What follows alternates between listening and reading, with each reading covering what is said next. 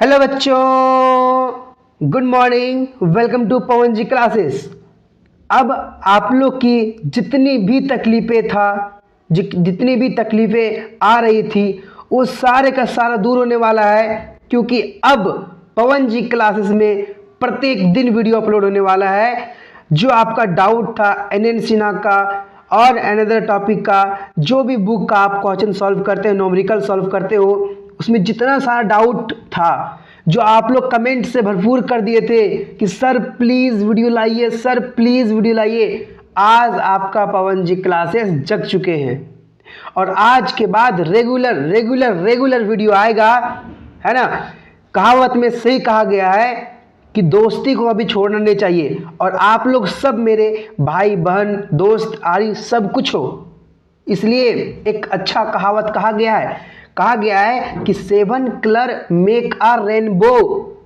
थोड़ा जूम करते हैं अपना हम पिक को, हाँ, कि 7 colours make a rainbow and 7 day जो होता है, जो 7 day make a week and now 7 continent make a world, but do you know 7 beautiful words make a friend. समझ में दोस्तों? तो इसी एक शायरी के तहत हम लोग अपनी लेक्चर को स्टार्ट करते हैं और हम लोग अपना जो हमारा क्वेश्चन है उसको सॉल्व करते हैं। सबसे पहले आपको कहा जा रहा है कि ये अब जो वीडियो आने वाला है हमारे साथ में जितने भी जो भी पहले वाला छूटा हुआ था उसको कवर करेंगे, और जो नया चैप्टर है उसको हम लेके आएंगे, साथ में पढ़ाएंगे आप लोग को भी और बताने का प्रयास करेंगे। सबसे पहले है एनएन सिन्हा केमिस्ट्री बुक, है ना। ऑल न्यूमेरिकल क्वेश्चन को सॉल्व करना है ना। मोल कॉन्सेप्ट का हम छोड़ चुके थे 27 से 31 नंबर क्वेश्चन, जो बहुत डिफिकल्ट भी है और एक तरह से देखा जाए तो बहुत इजी भी है।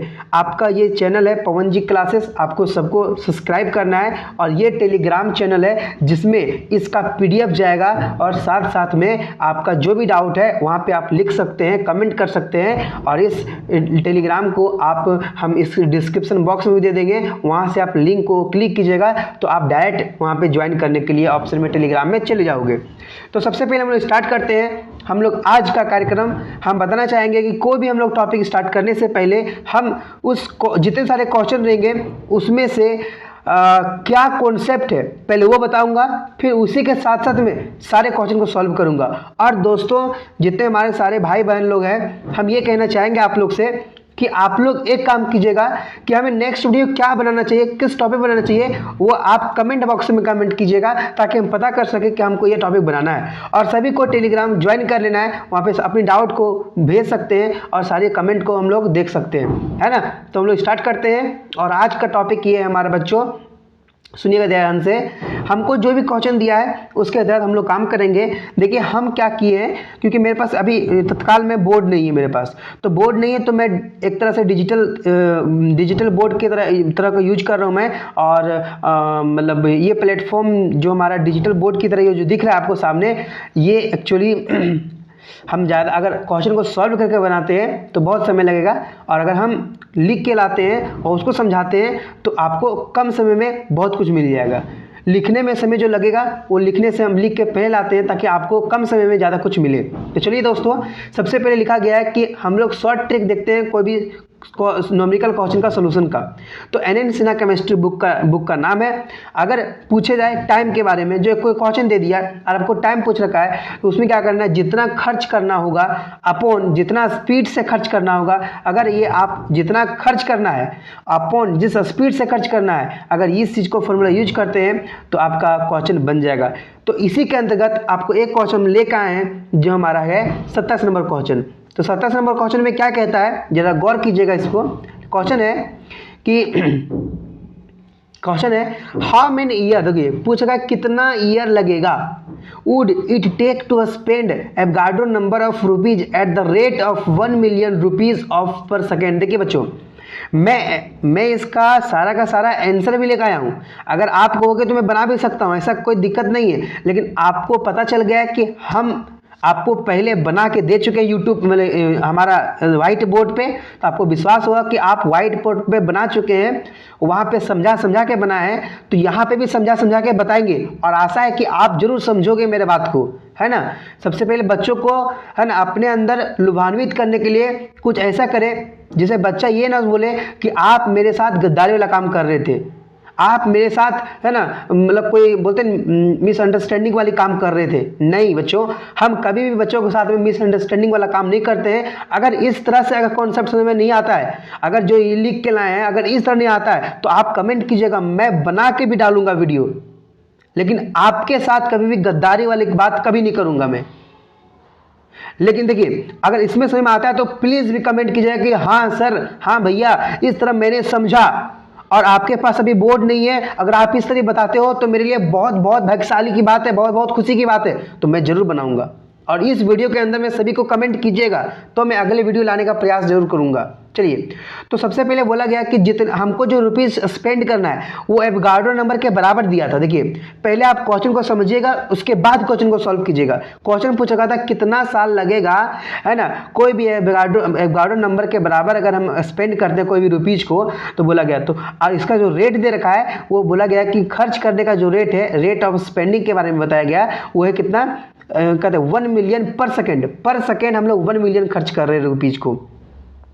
तो टाइम क्या होता है, जितना खर्च करना है और जितना स्पीड से खर्च करना है। तो जब टाइम को हम लोग आके 6.02 से हम लोग खर्च करना चाहते हैं, और कितना रेट से, तो 10⁻6 रेट से। तो यहाँ से इसका आंसर आता है हमारा 6.022 इंटू 10⁻17 सेकेंड आता है। सेकेंड आ गया। आप गौर कीजिएगा, सेकेंड में आया, बट पूछ रखा हमको ईयर में। तो बताइए क्या करेंगे, हम लोग 60 से अगर भागा देते, देखिए पहले 60 से भागा दिए, इसी को हम लोग इसको अगर 60 से भागा देते हैं तो सेकेंड से किसमें आया, मिनट में। अब फिर 60 से देते हैं तो आया आवर में। अगर 24 से करते हैं तो आया डे में। अगर 365 से भागा देते हैं तो आया हमारा किसमें, ईयर में। तो अगर हम लोग इसी तरह से एक एक करके अगर कैलकुलेशन करते हैं, देखिए सभी मास्टर जो भी टीचर है हमारे आप लोग के, वो क्या करते हैं, लास्ट आते हैं और कैलकुलेशन छोड़ देते हैं। अरे बच्चा तो पहली बार गया है आपके स्कूल, आपके कॉलेज, तो आपको पहले बार कैलकुलेशन कर देनी चाहिए, क्योंकि डिफिकल्टी कैलकुलेशन में ही है। क्योंकि बच्चा कॉन्सेप्ट समझ जाता है, बच्चा फॉर्मूला लगाना सीख जाता है, लेकिन लास्ट वाला कॉन्सेप्ट जो कैलकुलेशन होता है उसमें भी बच्चा फंस जाते हैं। बहुत बच्चे निकल जाते हैं, बहुत बच्चे फंस जाते हैं। इसीलिए मैं साथ में कैलकुलेशन भी लेकर आया हूँ कि आप एक एक कैलकुलेशन देखें, एक एक कॉन्सेप्ट को देखें, फिर आप अपने आप को अंदाज करें कि नहीं मैंने सीखा। अब देखिए यहाँ पे मैंने इस तरह किया कैलकुलेशन, ये हटाया, फिर ये लाया 10⁵ आ गया, इसको हटाया 10⁻12 आ गया, फिर 36, 24, 35 से भागा दिए। तो पहले किसे दिए, 36 को भागा दिए किसे, 6, यहाँ पे जो हमारा 6022 है वो कितना आया, 16.49 आया। 16.49 आया तो हम लोग फिर किसे दिए, 36 से दिए तो 0.45 आया। फिर हम लोग किसे दिए, 24 से दिए तो 0.019 आया। तो यहाँ से टाइम निकल के आया 0.019 इंटू 10⁻12। जब 2 शून्य को हटाएंगे तो 1.9 इंटू 10 इतना आएगा। तो ये पहला का आंसर हो गया। तो 27 का आंसर आपको क्लियर समझ में आ गया। आप इस पीडीएफ को हमारे टेलीग्राम पे ले सकते हैं, लेकिन पहले अगर यहाँ समझते हैं तो वहाँ आप खुद ब खुद बना सकते हैं। अगर फिर भी आपको एक पीडीएफ चाहिए तो हमारे डिस्क्रिप्शन बॉक्स में जो पीडीएफ टेलीग्राम का लिंक जो दिया गया टेलीग्राम का, उसको ज्वाइन करें और वहाँ से आप पीडीएफ को ले सकते हैं। ठीक है बच्चों, चलिए अब जो 28 नंबर क्वेश्चन, देखिए हम पहले क्वेश्चन को समझाने से क्वेश्चन को जब भी बताते हैं तो पहले समझाना चाहते हैं कि क्वेश्चन क्या दे रखा है, क्या पूछ रखा है, क्या उसमें दिया हुआ है, उसको पहले आप कंसिडर कीजिए, उसको देखिए ध्यान से और फिर क्वेश्चन को बनाने का प्रयास करें। तो इसके बाद हम देखते हैं जो हमारा 12 नंबर क्वेश्चन है, उसको समझाने के लिए पहले हम कुछ आपको वर्ड समझाना चाहते हैं। आते हैं फिर हम लोग पेज नंबर 1 पे और समझाने का प्रयास करेंगे आपको हम कि सबसे पहले दिया गया है कि बाइनरी कंपाउंड क्या होता है। देखिए जब लिखा है बाइनरी का मतलब मात्र 2, ओनली 2, कितना बोलिएगा, ओनली 2, वही बोला composed of an item which compound of an item which composed by only, क्या लिखा है, ओनली, यहाँ ओनली देखिएगा, ओनली 2 एलिमेंट्स, ओनली 2 एलिमेंट्स, ठीक है, ओनली 2 एलिमेंट्स। तो ओनली 2 एलिमेंट्स है, वो एलिमेंट्स को क्या बोलते हैं हम लोग, बाइनरी कंपाउंड। जैसे हमारा एग्जांपल हो गया HCl, CO2, HBr, N2O, ठीक है बच्चों, इतना क्लियर हो गया। जब आपको इतना क्लियर हो गया, ध्यान से देखिएगा, इतना अगर क्लियर हो जाता है आपको, तो आपको ये समझना चाहिए कि अगर हम लोग अगर बाइनरी कंपाउंड समझ गए तो हम लोग यूनिवैलेंट मेटर को समझना चाहते हैं। देखिए यूनि मतलब क्या होता है, एक, तो यूनिवैलेंट मतलब जिसका वैलेंसी एक होता हो उसे हम लोग यूनिवैलेंट बोलते हैं। जिसका वैलेंसी एक होता हो उसे यूनिवैलेंट कहते हैं। अब कहने का मतलब मेरा ये हुआ कि आप बोले कि जिसका वैलेंसी एक हो उसको बोलते हो यूनिवैलेंट। दैट मीन्स कहने का मतलब है कि हमारा जो ग्रुप 1 होता है जिसको बोलते हैं अल्कली मेटल बोलते हैं, उसका वैलेंसी 1 होता है। दैट मीन्स वही क्या होते हैं, यूनिवैलेंट एलिमेंट होते हैं या मेटल होते हैं। अब अगर आप कहेंगे कि नहीं सर कि कॉपर +1 में भी होता है, कॉपर +2 में भी होता है, हाँ बच्चों हम बोलना चाहते हैं कि कॉपर +1 में भी होता है और +2 में भी होता है। बट अच्छे से देखें यूनिवैलेंट में क्या लिखा है, वैलेंसी 1 होना चाहिए, ओनली, सिर्फ वैलेंसी 1 होना चाहिए, या 2 या 3 या 4, कुछ और नहीं होना चाहिए, सिर्फ 1 होना चाहिए। तो अल्कली मेटल आएगा, जैसे लिथियम हो गया, सोडियम हो गया, पोटेशियम हो गया, रुबिडियम हो गया, सीजियम और फ्रांसियम हो गया। क्लियर? यहाँ कॉपर 1 भी होता है, कॉपर 2 भी होता है, बट उसको लेना नहीं है। अब जरा समझिएगा। अब आता है डबल सॉल्ट। डबल सॉल्ट का मतलब होता है कि crystalline combination two different salt, है ना, दो डिफरेंट सॉल्ट का जो क्रिस्टलाइन कॉम्बिनेशन होता है उसको हम लोग क्या बोलते हैं, उसको हम लोग बोलते हैं डबल सॉल्ट। सो डबल सॉल्ट जैसे CaCO3.MgCO3, देखिए ये इसको बोलते हैं डोलोमाइट। क्या बोलते हैं, डोलोमाइट। ये आप आदि कर लीजिएगा, ये आपको एग्जाम में पूछ सकता है, पूछता ही है। डोलोमाइट का पूछेगा what is the formula of, what is the double salt of, है ना, डोलोमाइट। तो डोलोमाइट का फॉर्मूला लगना है CaCO3 मतलब कैल्शियम कार्बोनेट, है ना, कैल्शियम कार्बोनेट और मैग्नीशियम कार्बोनेट। फिर आएगा हमारा दूसरा मोहर सॉल्ट, जैसे जिसको बोलते हैं NH4 का whole 2 SO4.FeSO4 into 6H2O। That means कहने का मतलब है कि भैया यहाँ पे दिया गया है अमोनियम सल्फेट, फिर सल्फेट प्लस में 6 वाटर को जब बोलते हैं, इसको जब तीनों को कंबाइन करते हैं, है ना, तो आता है हमारा क्या, मोहर सॉल्ट आता है। और साथ में एक आता है पोटास एलम। पोटास एलम को बोलते हैं K2SO4 इंटू Al2SO4।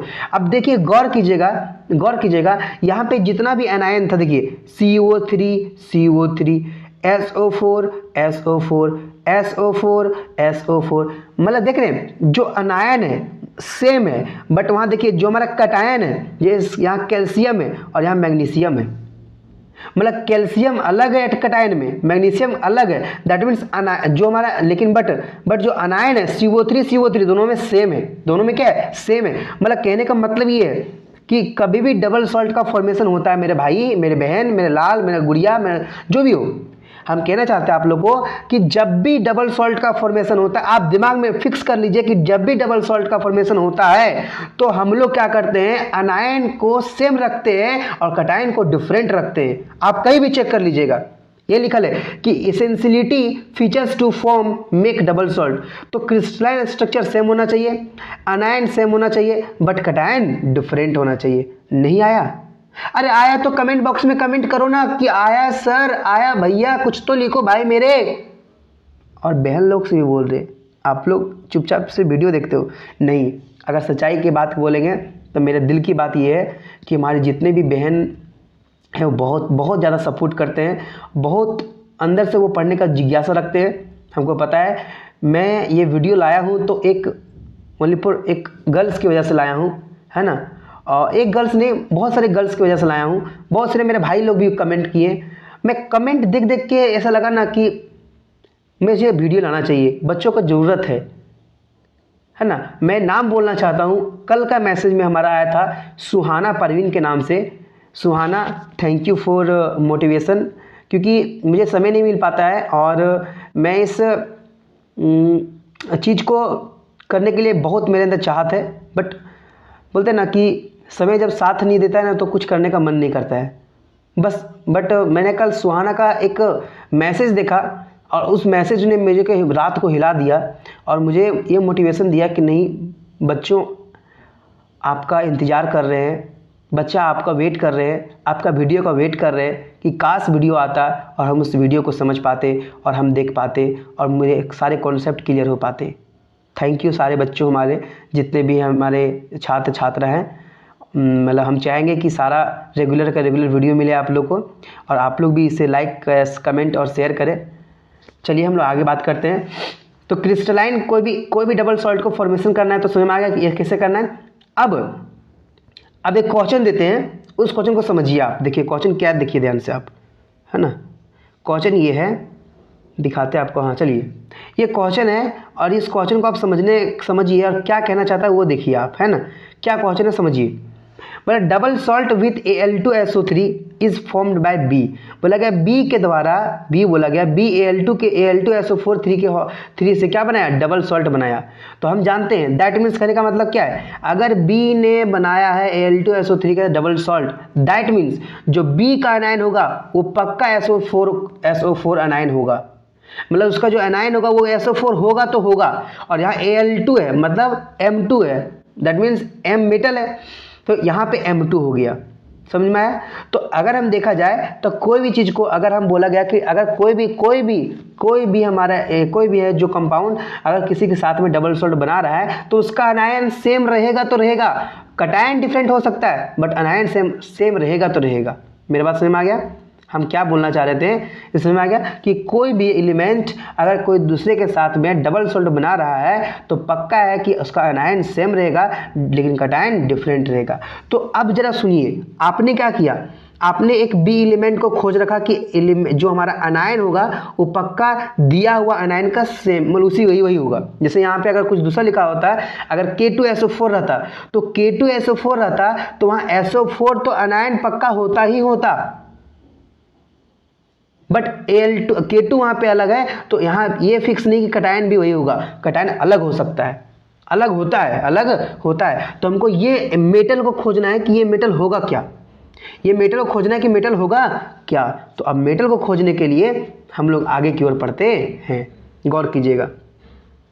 चलिए अब आगे हमारा इस मेटल को खोजने के लिए जरा सोचिए, है ना। हम आपको बात करेंगे, एक मिनट, ये आपका सॉल्यूशन आ गया है ना, हम प्रयास करेंगे आपको बताने का। हाँ देखिए यहाँ पे क्या लिखे, अब ए को पहचानो क्या होगा, ए को पहचानो क्या होगा।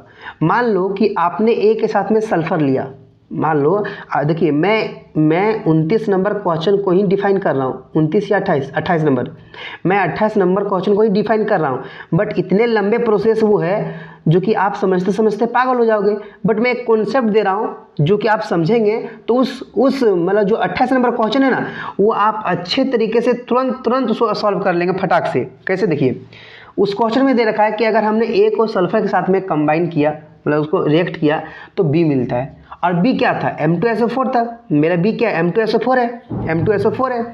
तो अब जरा बात आइए, जब उसका मतलब क्या है, अगर बी मेरा M2SO4 है तो मेरा सल्फर सिर्फ हमने बाहर से क्या मिलाया था, सल्फर मिलाया था। तो जब सल्फर सिर्फ मिलाए थे हम लोग तो बच क्या गया, मेटल प्लस ऑक्सीजन। तो दैट मीन्स ये पता चल गया कि हमने जो ए रखा है, जो मैंने ए जो लिया है वो एक बाइनरी कंपाउंड है जो सिर्फ मेटल प्लस ऑक्सीजन का है। अब ये पता चल गया कि जो मेरा ए है वो मेरा ऑक्सीजन तो है ही और साथ में मेटल है। अब मेटल में क्या होगा, जैसे मेटल ऑक्सीजन जब भी मिलता है तो तुम बोलेगा ऑक्साइड बनाता है, मेटल ऑक्साइड बनाता है। अब मेटल ऑक्साइड अलग अलग तरह का है, जैसे एक होता है ऑक्साइड में एक ऑक्साइड होता है, एक परऑक्साइड होता है, एक सुपर ऑक्साइड होता है। मेरे भाई, मेरे लाल, मेरे तोता, मेरा मैना, पहले इसे समझे आप, है ना, कि ये परऑक्साइड, ऑक्साइड, सुपर ऑक्साइड सब सस्पेंशन में रहता है। भैया इस ऑक्साइड भूल जाते हैं, परऑक्साइड भूल जाते हैं, सुपर ऑक्साइड भूल जाते हैं। आज के बाद अगर आप भूलोगे तो कसम है आपकी नीट या तुम्हारी कसम है तुम्हारी बोर्ड की, आज के बाद भूलोगे तुम्हारी बोर्ड में फेल हो जाएगी, तुम समझ लो। आज के बाद याद रखना है कि मैंने पवन सर से पढ़ रखा था कि आज के बाद भूलना ही नहीं है। देखो ऑक्साइड का मतलब क्या होता है, O पे 2-, ठीक है। ये आपको अगर आप ये याद अभी नहीं रखोगे तो कोई बात नहीं है, ये रिडॉक्स सेक्शन में पढ़ना होता है, ऑक्सीडेशन स्टेट। पर ऑक्साइड में क्या होता है, O2 पे 2-, और सुपर ऑक्साइड में क्या होता है, O2 पे 1-। दैट मीन्स ऑक्साइड पे 2 चार्ज, -2 चार्ज। फिर पर ऑक्साइड पे यहाँ भी 2 वहाँ भी 2, तो क्या होगा, -1 चार्ज। और सुपर ऑक्साइड पे O2 का 1, O2 पे -1, दैट मीन्स हाफ, -हाफ। तो ये चीज़ आप क्लियर पे रखें, तब इस चीज़ को पढ़ें आप। अभी कहाँ थे हम लोग, यहाँ पे थे, है ना, यहाँ पे। तो देखिए अगर हम लोग मान लेते हैं कि ए जो है मेरा ऑक्साइड ऑफ मेटल जिसे बोला गया है ना, मान लो कि हम ऑक्साइड माने, तो ऑक्साइड में क्या होता है O पे 2 माइनस, तो यहाँ क्या बना M2, वो देखिए क्रॉस मल्टीप्लाई करेंगे M का 1 हुआ, हमने क्या बोला था जो मेटल लेना है वो यूनिवैलेंट लेना है, तो M2O हो गया, बोलिए बोलिए, M2O हो गया, तो ये हमारा M2O बन गया। जब इसे M2O को जब हम लोग सल्फर के साथ में रिएक्ट कराएं तो M2SO4 बन गया, तो ये बैलेंस ही नहीं हुआ। ये क्या हुआ, ये बैलेंस ही नहीं हुआ, ये बैलेंस ही नहीं हुआ, ठीक है। अब ये बैलेंस जब नहीं हुआ तो इसको कट कर देंगे हम लोग। फिर हम लोग परऑक्साइड लेते हैं, परऑक्साइड में क्या बोले हम लोग कि O2 पे 2 माइनस, O2 पे 2 माइनस, तो जब हम लोग इसको किए तो देखिए ये भी बैलेंस नहीं हुआ तो इसको भी कट कर दिए। बट जब सुपर ऑक्साइड लेते हैं तो भैया देखिए कि सुपर ऑक्साइड में हो गया MO2 बनाया, दैट मीन्स यहाँ पता चल गया कि जो हमारा A है वो MO2 होगा। अब M में क्या होगा, यूनिवैलेंट एलिमेंट लेना है। यूनिवैलेंट एलिमेंट का मतलब देखिए हमने M2O को नहीं लिया, हमने पता चला कि मेटल प्लस ऑक्सीजन को जब रिएक्ट कराएंगे तो हमें मेटल ऑक्साइड मिलेगा। बट मेटल ऑक्साइड अलग अलग तरीका था, एक होता है M2O, एक होता है M2O2, एक होता है MO2। तो किसको लेना है, किसको लेना है, किसको लेना है, तो M2O को लेना क्या, नहीं लेना है मेरे भाई। M2O को तो बैलेंस नहीं कर सकते हैं, ये हमारा भी बैलेंस नहीं हो सकता, M2SO4 M2O2 भी नहीं ले सकते। तब लास्ट में आया कि MO2 लेंगे, क्या लेंगे, MO2 लेंगे, MO2 लेंगे, क्योंकि इसको बैलेंस किया जा सकता है। तो अगर हम लोग अब बैलेंस किया जा सकता है तो तुम्हारे किताब में, तुम्हारे इसमें जो क्वेश्चन दे रखा है, तो अब किसको लेंगे, लिथियम को लेंगे कि पोटेशियम को लेंगे कि सोडियम को लेंगे कि फ्रांसियम को लेंगे, किस एलिमेंट को लेंगे, क्योंकि सब तो हमारे ग्रुप 1 के सारे एलिमेंट क्या होते हैं, सारे ग्रुप 1 के सारे एलिमेंट होते हैं अल्कली अल्कली मेटल होते हैं, जिस सब होते हैं यूनिवैलेंट होते हैं, मतलब उसका वैलेंस 1 होता है। तो अब किसको लेंगे, तो अब क्वेश्चन के हिसाब से आपको चलना है। जैसे आपके क्वेश्चन में क्या दे रखा है, देखिए क्वेश्चन आपको निकालते हैं, क्वेश्चन आपका लिए या कि नहीं लिए देख लेते हैं एक बार हम।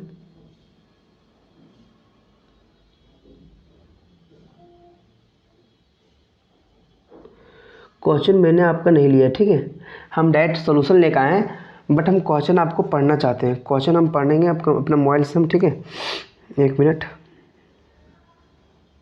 क्वेश्चन है, सुनिएगा कि A is a binary compound, हाँ ठीक है, ये is a binary compound of ये यूनिवैलेंट मेटल। यूनिवैलेंट मेटल कितना देखा, 1.422 ग्राम दे रखा है। तो देखिए 1.422 ग्राम देखा है ना, तो A अगर बाइनरी कंपाउंड है और इतना दे रखा है तो यूनिवैलेंट कंपाउंड कितना दे, यूनिवैलेंट मेटल कितना दिया 1.422। तो जो हम लोग कैलकुलेट करेंगे ना वो भी इतना ही क्या, इतने ही बराबर आना चाहिए।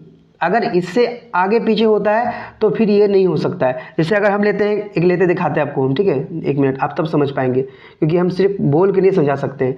देखिए जैसे हमने एक चीज़ लिया, यहाँ पे देखिए मैंने मान लीजिए मैं लिथियम लिया, लिथियम लिए, तो मान लो लिथियम लेंगे तो बताइए इसके तहत क्या बन जाएगा, LiO2 बन जाएगा, सही है। जब हम लोग LiO2 को सल्फर के साथ में रिएक्ट कराएंगे तो क्या बनेगा, Li2SO4, ठीक है। यहाँ इसको बैलेंस कर दिए 2 से, ठीक है। अब इसका हम लोग मोलिकुलर वेट निकाल लेंगे, ठीक है, 78 आ गया। और इसका हम लोग सल्फर का दे रखा कितना, 32.1 दे रखा है, 32.1 दे रखा है, ठीक है ना, 30.2। हाँ देखो सल्फर का दे, अपना क्वेश्चन निकाल कर पढ़िए। अब सुनिएगा, 32.1 ग्राम sulphur will react with 78 gram LiO2। तो बताइए अगर 0.31 करेंगे तो कितना होगा, तो 78, इतना करने के बाद हमारा कितना आया, 0.78 ग्राम आया। बट जो हमारा given mass of A reacted इतना दे रखा था 1.422, मतलब जो हमारा ए का जो मास दे रखा था जो रिएक्ट कर रहा था वो 1.422 है। और जब भी कैलकुलेट किए जो हमारा मास ऑफ ए रिएक्टेड का वो आया 0.78। तो बताइए दोनों बराबर है, नहीं है। और जब बराबर नहीं है तो हम ये क्या कर सकते हैं कि इसको हम लिथियम को नहीं ले सकते हैं। लेकिन अब हम निकालते हैं ये, देखिए अब मान लो कि इसको हम अगर हम मान लेते हैं क्या कि अब लेते हैं हम लोग किसको, अगर मान लेते हैं कि जैसे यहाँ पे देखिए है ना, यहाँ पे देखिए हम लोग अगर M को लेते हैं K, तो K क्या है, KO2 आएगा। और जब यहाँ पे जब रिएक्ट करेंगे सल्फर से तो K2SO4 बनेगा। अब जब उसी तरह सब रिएक्शन किए तो देखिए इसका 142 आया, तो 32.1 ग्राम सल्फर जब रिएक्ट करते हैं तो 142 ग्राम KO2 निकल कर आता है। तो बताइए इतना ग्राम में इतना आएगा, तो यहाँ जब कैलकुलेशन किए तो देखो 1.42 आया, और यहाँ पे भी 1.42, और यहाँ पे जो हमारा गिवन मास था वो भी 1.422 है। दैट मीन्स दोनों मैच कर गया, और जो दोनों मैच कर गया तो बताओ यही हमारा क्या हुआ, इक्विवेलेंट मेटल होगा। दैट मीन्स पता चल गया कि ये मेटल जो हमारा था क्या था, के था। अब जो मेरा ए था वो क्या हो जाएगा, ये जो था वो हमारा मेटल था, ऑक्सीजन का रिएक्शन किया था तो हो जाएगा KO2 हो जाएगा। जो बी था वो क्या हो जाएगा, बी जो से हमारा के पता चल गया, मेटल पता चल गया K2, और हमको अनायन क्या था, SO4 था, SO4 पता चल गया। जब इन दोनों का, जब बी का और Al2SO4 का जब दिया गया कि ये क्वेश्चन में लिखा गया है कि जब हम लोग ए को सल्फर के साथ में रिएक्शन करवाते हैं तो मुझे बी मिलता है, और लास्ट में बोला गया कि जब बी को हम लोग Al2SO4 के साथ में रिएक्ट करते हैं तो मुझे क्या मिलता है, सी मिलता है। तो उसी से क्रिस्टलाइन करते हैं तो मुझे मिलता है, देखिए यहाँ पे K2SO4 है बी मेरा, और यहाँ Al2SO4 दिया, एक्वस मीडियम के साथ में किए तो मुझे मिला K2SO4 Al2SO4 का होल 3 × 24 H2O। ये एक्चुअली ये पोटास एलम होता है जिसको बोलते हैं फिटकिरी। क्या बोलते हैं, फिटकिरी। तो सॉल्यूशन आपका सॉरी भाई साहब, आपका जो सॉल्यूशन था भाई मेरे, है ना, आपका जो सॉल्यूशन था मेरे दोस्त, वो इतने ही बन के आ गया, इतना ही में बन के आ गया। देखिए कितना इजी था, आप जरा सोचिए इस चीज़ को, कितना इजी था। बट इसको बताने के लिए, समझाने के लिए मैंने कितना पहले प्रोसेस बताया। तो ये चीज़ ध्यान रखना था आपको।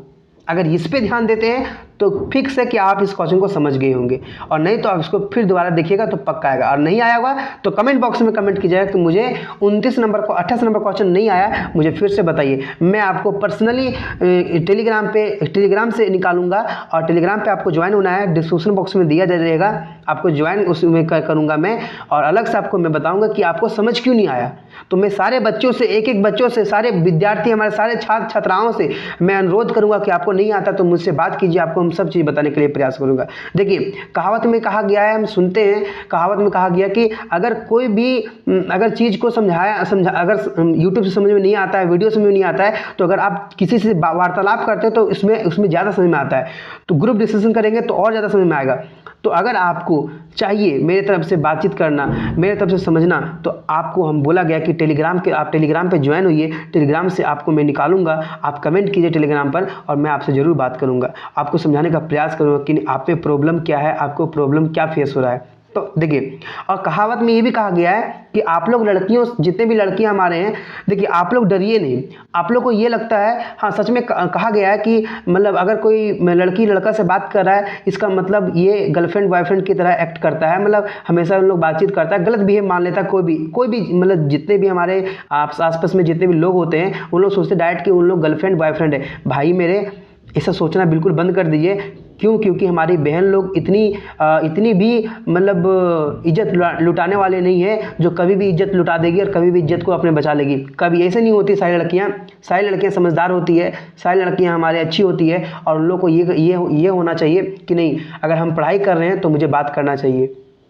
दुनिया को कुछ बोले, आपको अगर पढ़ना है तो आप जहाँ से आपको फ़ायदा मिल रहा है, जहाँ से आपको लगता है कि मुझे यहाँ से बेस्ट मिल सकता है, तो आप कांटेक्ट कीजिए और उससे बात करने का प्रयास कीजिए, या फिर यूट्यूब या फिर कहीं से वीडियो समझने का प्रयास कीजिए। ठीक है बच्चों, तो हम लोग नेक्स्ट पे आते हैं। हमारा वो क्वेश्चन है कितना नंबर, वो है हमारा 29। अब ये जो 29 है, ये सबसे इंपॉर्टेंट क्वेश्चन अगर माना जाता है, एक तरह से इंपॉर्टेंट क्वेश्चन। देखो बच्चों, आप लोग इस सब क्वेश्चन को बनाने के लिए ना आप लोग को बहुत मेहनत करना पड़ेगा, क्योंकि ये सब चीज़ें हम लोग बहुत बार बना चुके हैं, तो ऐसा लगता है कि बहुत ईजी है, बट आप लोग को मेहनत करना पड़ेगा ज़्यादा, क्योंकि आप लोग पूरा केमिस्ट्री को रिलेट नहीं कर पाते। और हम जैसे विद्यार्थी क्या होते हैं कि हम लोग पूरा केमिस्ट्री को रिलेट कर लेते हैं, कौन सा वर्ड कहाँ से लेता है, कौन सा वर्ड क्या कहता है, वो लोग पूरा रिलेट कर लेते हैं, और आप लोग वो चीज़ नहीं कर पाते। तो डरना नहीं है, आपके साथ पवन जी क्लासेस प्रेजेंट है भाई मेरे, बहन मेरे, है ना, लाल मेरे तोता, मेरा मैना, मेरा जिलेबी, मेरा पकौड़ी, जो भी हो तुम लोग, है ना, बस तुम लोग फोकस पढ़ाई करो, फोकस एकदम पूरा फोकस। जो लगता है कि भैया हमको ये समझ में नहीं आया, आप ऐसे बताइए, वैसे बताएंगे। बस आप लोग सिर्फ सब्सक्राइब बढ़ाइए, पूरे तरह से लाइक बढ़ाइए, तुम जो भी करना कीजिए, ताकि हमको लगे कि मेरा वीडियो अच्छा चल रहा है, बच्चों लोग प्यार दे रहे हैं, तो मुझे वीडियो बनाना पड़ रहा है। अब बोलता है कि देखिए एन ओलाई का मतलब क्या था, देखिए पीछे में लिखा गया ओलाई, देखिए कहाँ, यहाँ ओलाई का मतलब होता है मेरे बच्चों कि यहाँ पे नहीं लिखा गया है, यहाँ लिखा गया है, देखिए बोला the mixture of the two और more than two composed of metal, बोलता है दो या दो से अधिक मेटल का बना हुआ कोई भी चीज़, उस मिक्सचर को क्या बोलते हैं हम लोग? एलॉय बोलते हैं। क्या बोलते हैं? एलॉय बोलते हैं। बस अब देखिए बच्चों, अभी हम लिखते तो कितना समय लग जाता, इसको लेकर आगे बना के खुद जरा सोचिए। इस वीडियो, आपका वीडियो 40 मिनट या 45 मिनट का हो सकता है, लेकिन इसको बनाने के लिए हमको समय कम से कम 2-3 घंटा लगता है। तो आप लोग को प्रयास ये करना है ना कि कैसे बन रहा है, क्या कितना मेहनत लग रहा है, तो हम भी उस चीज़ को मेहनत करें। Alloy contain ABC atom metal with ratio इतना दिया गया है। जब भी रेशियो दिया जाएगा तो आपको बोला गया था कि कभी भी रेशियो दिया गया है तो उस चीज़ को आप किस में x में बदल दीजिए। तो सबसे पहले एलॉय दिया गया मेटल का, तो AB दिया गया था, उसका रेशियो देगा 2:4:3 दे रखा है ना। उसको नंबर ऑफ आइटम में करेंगे तो 2x हो जाएगा, 4x हो जाएगा, 3x हो जाएगा। क्या बोल रखा है? Respectively. What is the mass of the sample of the alloy containing total, इतना दिया, इतना आइटम, मतलब what is the total mass पूछ रखा है। What is the mass of the sample in of the alloy containing, तो क्या करेंगे then total alloy of the कितना, टोटल एलॉय कितना 9x है और गिवन कितना देखा है, इतना दे रखा है। तो क्या करेंगे, दोनों को हम लोग क्या कर देंगे, दोनों को हम लोग क्या करेंगे, बराबर कर देंगे। और जब बराबर करेंगे तो x का मान निकल के आता है हमारा कितना, x का मान हमारा निकल के आता है 0.5 × 10⁻24। अब देखिए ये कैलकुलेशन हम किए, आप भी कीजिए। जब ये निकल के आ गया भाई मेरे, तो क्या हुआ, अब मेरे ये निकल गया, a मेरा कितना है 2x, तो 2x का मान निकल गया कितना है 1.1 × 10⁻14। b मेरा कितना है, b निकल गया है 2 × 10⁻14। सबकी कैलकुलेशन भी दिया गया, आप कैलकुलेशन दे के बना सकते हैं, ठीक है। और C जो दिया गया है वो हमारा कितना है, वो हमारा 1.5 × 10⁻14 दिया गया है। अब इसके तहत मैं अभी आगे बता रहा हूँ, 1 मिनट। हाँ तो बच्चों देखिए, तो हमारा ये निकल के आ गया, क्या सबका आइटम हम निकाल दिए। हमको तो क्या पूछ रखा है, mass of sample of alloy containing total बोलता है कि नहीं, व्हाट इज द मास पूछ रखा है, मास। तो हम लोग क्या करेंगे, इन सभी को हम लोग बदल देंगे, एवोगाड्रो नंबर में हम लोग बदलेंगे तो हमारा वहाँ से निकल के आता है। देखिए हम आगे बनाए हैं, देखिए अब हम क्या किए, ग्राम एटॉमिक मास कितना दे रखा है 50 ग्राम, है ना। 1 मिनट क्वेश्चन देखने दीजिए। हाँ देखिए, A का कितना देखा है 50, B का कितना 75 और C का 100। तो उसी तरह से हम लोग क्या काम करेंगे, देखिए इधर तो दिया 50 ग्राम और मास ऑफ एक आइटम ऑफ A का क्या होगा 1 आइटम का, तो 50 अपॉन एवोगाड्रो नंबर हो जाएगा। और बोल रहा है तो हम लोग निकाले कितना है 1 × 10⁻14 का, तो अगर इसको कैलकुलेशन करेंगे तो हमारा कितना आएगा 83.02 ग्राम आएगा। उसी प्रकार से सेम जब करेंगे इसका हम लोग, तो इसका निकालें तो इसका आया 249.08, फिर C का निकालें तो इसका भी आया 249.8। जब टोटल मास ऑफ एलॉय किए तो हमारा निकल के आता है 581.18 ग्राम। और जब हमको ग्राम में आंसर नहीं निकालना है, हमको केजी में निकालना है, तो जब केजी में करेंगे तो 1000 से डिवाइड करेंगे तो आ जाएगा हमारा 0.581 केजी में आ जाएगा। तो ये था आपका कितना नंबर, 29 नंबर क्वेश्चन। उसी प्रकार से हम लोग क्या करेंगे, 30 नंबर क्वेश्चन को सॉल्व करने का प्रयास करेंगे। ये और इजी है और इसका कॉन्सेप्ट बहुत इजी है, इसे पढ़िए आप और इसको आसानी से सॉल्व कर सकते हैं। जैसे पूछ रखा है, क्या दे रखा है, chlorophyll the green colouring matter of plant containing इतना, है ना, of magnesium by weight, calculate the number of magnesium item इन 2 ग्राम। तो मास ऑफ क्लोरोफिल कितना दे रखा है 2 ग्राम, और बोला गया कि मास ऑफ मैग्नीशियम जो है वो मास ऑफ क्लोरोफिल का कितना है 2.68% है। That means mass of magnesium कितना होगा 2 × 2.68/100 होगा। तो यहाँ से हमारा कितना निकल के आता है 0.02 × 2.68 आ गया। तो नंबर ऑफ मोल आइटम क्या होता है, मास गिवन इन ग्राम में अपन ग्राम एटॉमिक मास। यहाँ से जो हमारा गिवन जो दे रखा था 0.02 × 2.68 ग्राम अपन कितना हो जाएगा 24, क्योंकि ग्राम एटॉमिक मास कितना होता है 24 ही होता है, किसका, हमारा मैग्नीशियम का, 12×2 = 24। और यहाँ से जब कैलकुलेशन किए तो नंबर ऑफ मैग्नीशियम आइटम जो आया वो अगर हम एवोगाड्रो नंबर से इंटू करते हैं तो हमारा कैलकुलेशन करने पर हमारा कितना आइटम निकलता है 1.3 × 10⁻21 निकल के आता है। तो इसे आप आसानी से लिख सकते हैं और पढ़ सकते हैं। लास्ट क्वेश्चन जो हमारा है वो है हमारा 31 क्वेश्चन। ये देखिए, ये जो क्वेश्चन है ना, ये हट के क्वेश्चन है कुछ, तो इसे आप उतना ही से समझें जितना आपको अच्छा लगे। जैसे दिया गया है कि सपोज 2 एलिमेंट M और N, ठीक है। तो हम लोग मान लिए gram atomic mass of N is X ग्राम और gram atomic mass of N is Y ग्राम। बोला गया टू फॉर्म 2 कंपाउंड, एक MnN2 बनाता है, एक M3N2 बनाता है। That means gram molecular mass of MN2 तो क्या हो जाएगा X + 2Y और M3N2 3X + 2Y ये क्लियर हो गया। अगर वहाँ लिखा रहता M2N3 तो क्या लिखते हैं, M2 मतलब 2x और उसको लिखते हैं 3y। उस जिस प्रकार दिया उस प्रकार से बनाना है। क्या पूछ रखा है, आपने ये बनाया तो दे रखा है कि देखो Mn2 का दे रखा है 0.05 मोल ऑफ Mn2 वेट 5 ग्राम दे रखा है, जबकि 0.1 मोल ऑफ M3N2 वेट 18 ग्राम दे रखा है। Calculate atomic weight of M and N दे रखा पूछ रखा है। बस क्या करो, कुछ नहीं, हम जानते हैं कि नंबर ऑफ मोल क्या होता है, mass upon gram molecular mass. Mn2 के लिए निकालना है तो Mn2 का मोल कितना दे रखा है, 0.05 दे रखा है, 0.05 और कितना ग्राम देगा, 5 ग्राम। और हम उसका जो ग्राम मोलिकुलर मास कितना है, x + 2y। बस जब हम लोग इसको जब हम लोग सिंप्लीफाई किए तो यहाँ से एक हमारा क्या निकल का आता है, हमारा एक निकल का आ गया, हमारा इसका इक्वेशन निकल के आ गया। फिर M3N2 के लिए देखें तो उसका दूसरा इक्वेशन ये निकल के आ गया। जब इन दोनों को माइनस किए 2 - 1 किए तो यहाँ से कितना x का मान कितना है, 40। अब x का मान 40 दैट मीन्स m का मान कितना हो गया, तो m का मान कितना हो गया, 40 हो गया, m का मान 40। और जब इसी x को पुट किए हम लोग समीकरण 1 में तो y का मान कितना आ गया, 30। तो y का मान क्या हो जाएगा, 30। तो दैट मीन्स हमको ये निकालना था, एक 40 आएगा, एक 30 आएगा। तो यही आपका क्या था, पूरा का पूरा 31 क्वेश्चन का सोल्यूशन था। अब आपको नेक्स्ट में क्या बनाना है वो मुझे कमेंट कर दीजिएगा, उसी के तहत मैं उस वीडियो को सॉल्व करूंगा। तो देखिए हमारा m का मान कितना आ गया बच्चों, m का मान हमारा आ गया 40 और जबकि n का मान आ गया हमारा 30। ये दोनों क्या हो जाएगा, आपका आंसर हो जाएगा। तो आसानी था। इसका PDF अगर आपको चाहिए तो हम आपको कहाँ भेज देंगे, आपको हम भेज देंगे टेलीग्राम पर, है ना। ये इसको हम सेव कर लेते हैं क्योंकि इसे सेव करेंगे तो भी तभी आप, है ना, सेव हो जाइए। ऑल पेज PDF में सेव होगा, ऑल पेज हो गया सेव, है ना। तो सेव हो रहा है मेरे बच्चों, हाँ सेव हो गया।